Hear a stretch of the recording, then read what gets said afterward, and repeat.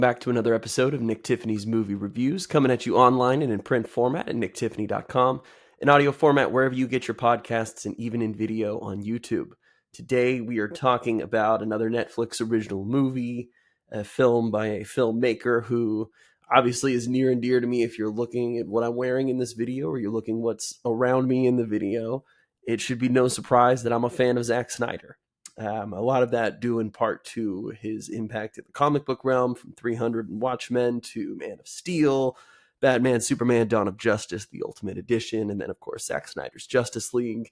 This man makes movies on a level that a lot of filmmakers just don't operate on. I think that's from the emotional intelligence he's able to communicate for his characters, for the world that they live in, to his just incredible, unique style visually for his action, something that, love it or hate it, has influenced so many filmmakers and movies and TV, just from Superman's flight and fighting abilities. You see that all the time. His first flight, you just may have seen in X-Men 97.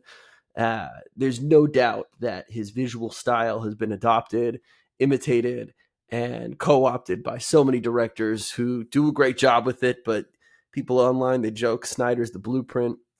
He really is for a lot of things.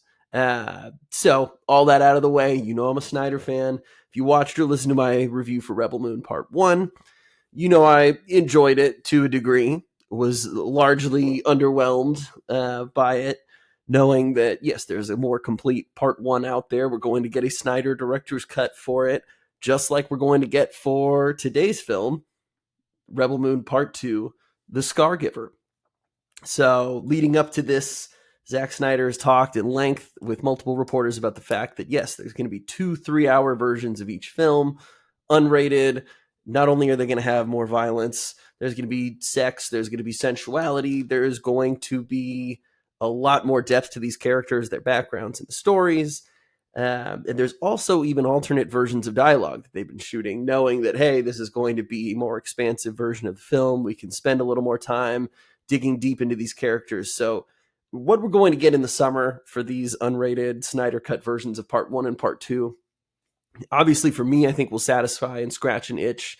As far as the story, the depth of some of the characters go, exploring the worlds that they all come from, it feels like there's so much that was left on the cutting room floor. And watching Part 1, that was really obvious. And watching Part 2 here, as much as I enjoyed it and as much as this was an improvement visually, story-wise, emotionally, with the characters, you could still tell that there is so much left to explore, moments that are cut short that, maybe would lead to something deeper. But by and by, Rebel Moon Part 2, The Scargiver, as it stands, the complete version you can watch on Netflix, this complete in quotes version, I enjoyed it. I enjoyed it a lot more than I enjoyed Part 1.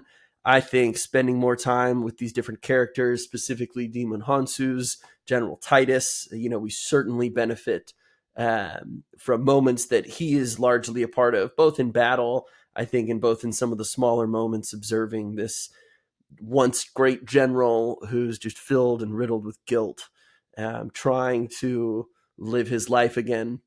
This film picks up almost immediately after the first one, leaves off where we think that Ed Skrein's Admiral Noble is dead. So our warriors, led by Cora's Sofia Boutella, they're going to go back to Velt, let the people know, hey, it's solved. We don't have anything to worry about, and we can relax. And so, of course, you get a great tender moment where these villagers kind of embrace these great warriors who've come from all over. There's not much that this little town could give them by the way of gold or anything monetary wise, but what you see, the appreciation that these villagers show and how maybe strange this gratitude might be for some of these warriors, I really enjoyed. I think truly emotionally, this film delivers a lot more, just in so many of the different wide sweeping character interactions, but then so many tender moments between Gunnar and between Cora. I liked him a lot in the first film, but I think the characters, especially, I'm losing his name right here, Michel Huisman, who plays Gunnar. He really, by the end of the first film, impressed me. But all throughout the second film. Some of that courage I think that he found in that first one has really bled over into this. The care he has for Sofia Boutella's character has certainly grown and may have far more tender moments, I think, than I was expecting, truthfully. But I really enjoyed it because she also kind of lets loose. She is able to become more of herself, to be a bit more vulnerable and let him in. So those moments are always something I think that Snyder does really well.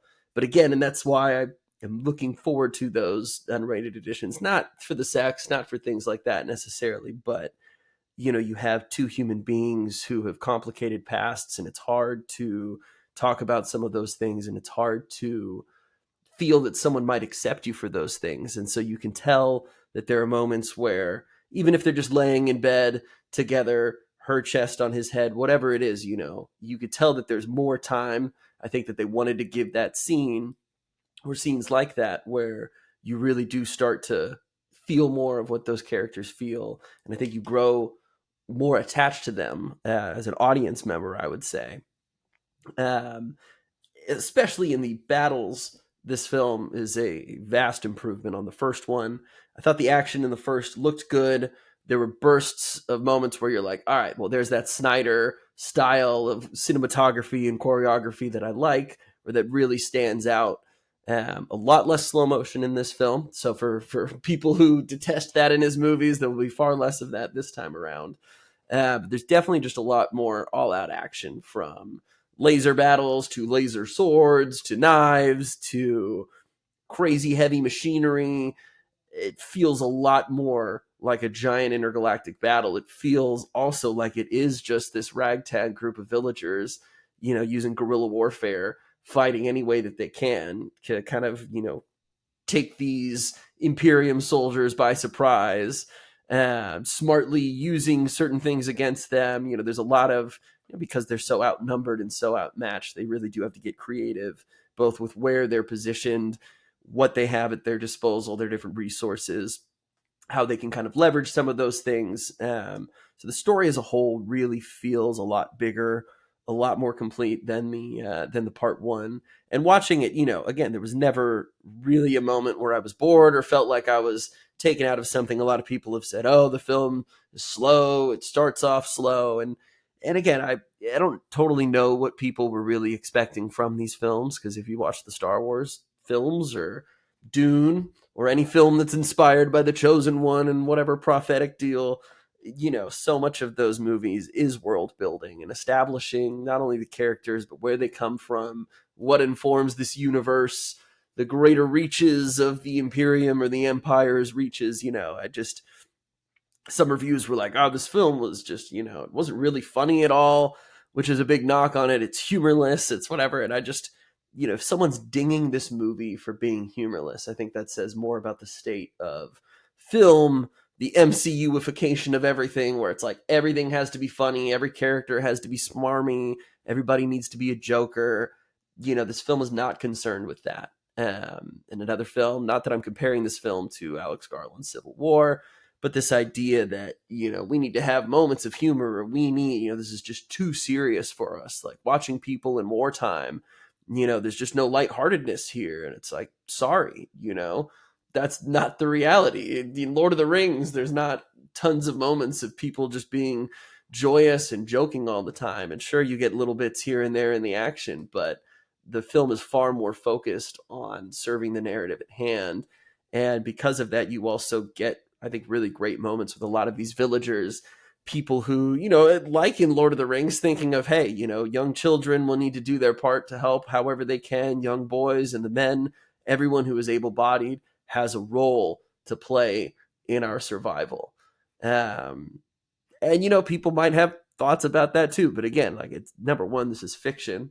And number two, this is reality. This is what people would have to do if their lives and existence were threatened. So I just, some people are Snyder haters. Some people didn't want to love this movie to begin with. I'm not here saying that it's his best movie by any means, or even close to top 5 Snyder movies or top 7 Snyder movies, But for what we've been given, for the story we have, for what I know is to come, I am a fan of this Rebel Moon universe. I really enjoy the characters. I think if you even remotely liked them from the first film, that will carry into this one. There's tons to appreciate, especially Snyder's visual, bringing himself as the cinematographer on top of writing and directing the film.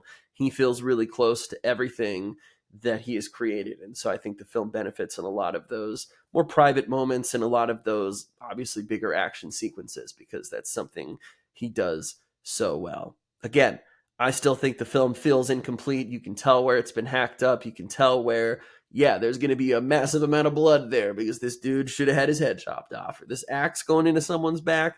It's going to be gnarly. But this dude probably just got disintegrated when he got blasted by this laser. So there's moments where it felt like we're almost there, where I'm like, okay, I know this is going to be bigger when we can have it unrated, or when they can show a laser hole being blasted through someone. Some of it still feels silly that we've got to dial so much of that down. But again, this whole film has been an experiment, I think, for Netflix, good and bad. Maybe they should have started with the Snyder cuts, with the full films. But again, having multiple products is going to be interesting for them. They really didn't market part two a lot. A lot of people I know, film critics included, are kind of like, oh, there's a new Zack Snyder movie coming out. How has Netflix said nothing about this? And I don't think they're burying the lead, but what I think they're doing is, come summertime, when we have both of those director's cuts ready to drop, we're going to get the all-out Snyder Cut Assault marketing deal. It's going to happen. I can already see it, so just be prepared for that. But again, if you, like me, even remotely like this universe and these films, I think we're in store for a lot better come the end of the summer. I did enjoy Rebel Moon Part 2, The Scargiver. I'll have that said. This is a great improvement on Part 1. But again, it still leaves a little bit to be desired. And I think once we have that complete picture, it'll be easier to talk about and both criticize then maybe this film as well. But thanks again for tuning in, you guys. It's always a bonus to talk about one of my favorite filmmakers. So thank you for indulging me. Got a lot of great stuff on the horizon. The Seattle International Film Festival's coming up, so expect tons and tons of reviews. We've got Challengers, we've got Fall Guy. There's some Apes coming out soon, so stay tuned. There's a lot I'm excited about. Thank you as always for tuning in. You can find us at NT Movie Reviews on all social media networks, podcast platforms, even on YouTube, TikTok, Reels, wherever you get your social media, you can find us. Thanks again for tuning in, and we'll catch you next time.